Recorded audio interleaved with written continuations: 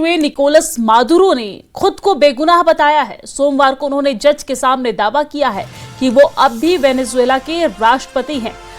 Maduro के वकील ने साफ किया है कि वो फिलहाल जमानत की कोई मांग नहीं कर रहे हैं। मादुरो और उनकी पत्नी सीलिया जेल के वर्दी और बेड़ियों में नजर आए हैं। दोनों ने नार्को टेररिज्म और साथ ही साथ ड्रग्स तस्करी के सभी 4 आरोपों को सिरे से खारिज कर दिया है।